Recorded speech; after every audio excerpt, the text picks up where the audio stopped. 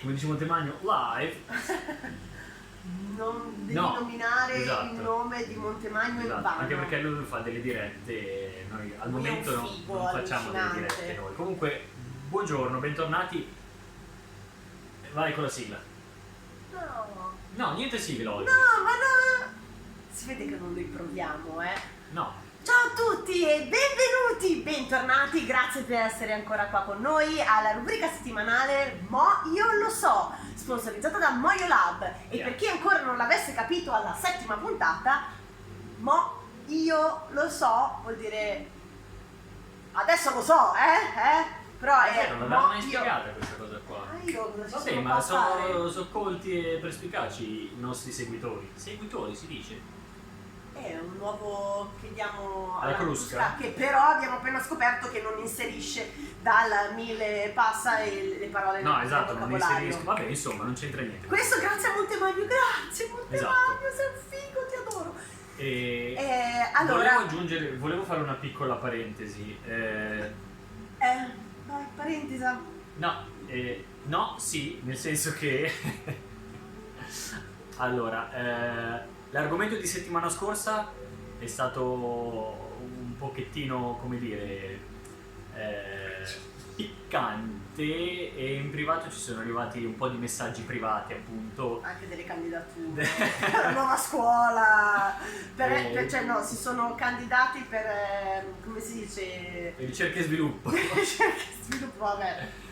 Quindi grazie ragazzi per i messaggi, non esagerate quindi no, così volevamo riportarvi che ha riscosso abbastanza interesse il video, Strano, l'argomento che della settimana sesso scorsa. Però io non ho ancora fatto la mia sigla. E te l'ho detto, sì. Woohoo! Oggi farò un po' la si può dire cliente curiosa. Dopo il cavallo curioso c'è C'è la il filo cliente. goloso, c'è l'Elisa curiosa. E mi sono preparata alcune domande e farò l'intervistatrice. L'ho detto giusto, intervistatrice. Sì.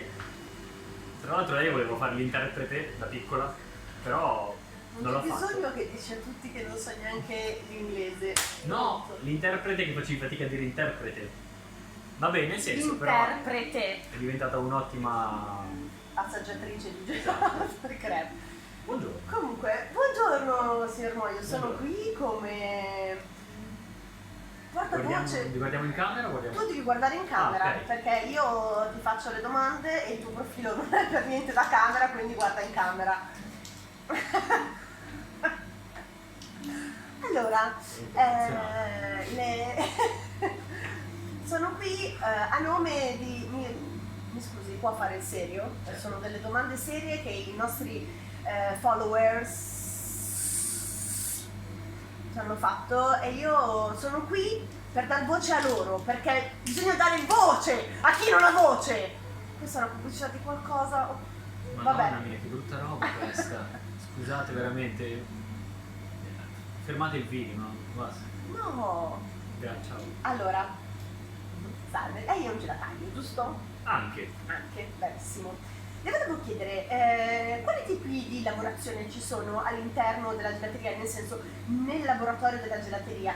In tutti o c'è qualcosa che differenzia alcuni? Allora, A lei la parola. buongiorno. Complimenti per l'ottima scelta. Grazie. Grazie. Questa è una gag. Scriveteci sotto se avete riconosciuto la gag di un film italiano. Vabbè. Allora, praticamente ogni laboratorio ha i suoi macchinari, la propria attrezzatura per fare gelato, ce ne sono veramente diverse per fare la produzione. Ce n'è una Ci sono fighissima. vabbè, ci sono pastorizzatori, mantecatori, abbattitori, freezer, mixer, immersione, vabbè, insomma, ci sono tante cose. Possiamo distinguere le lavorazioni in base a se vogliamo fare dei gusti su base latte o su base acqua. In genere noi facciamo tutte le frutte su base acqua, anche per avere un pochettino più di scelta per chi ha difficoltà con latte o non e vuole latticini. semplicemente mangiare il latte. Ma tu sei l'intervistatrice o... Vabbè. Aiuto. E poi sono quelli fatti col latte, che sono ancora un must nel mondo della gelateria, anche se qualcosa sta iniziando a cambiare. Per quanto riguarda le lavorazioni col latte, ci sono alcuni gusti che sono lavorati a caldo. Non tutti riescono a fare questa lavorazione perché ci vuole un macchinario specifico. Ah, il gelato caldo? A caldo? Ma il gelato è freddo! Oddio! Cosa vuol dire? La candidiamo. Vorrei andare così a fare domande a Conte. Vabbè.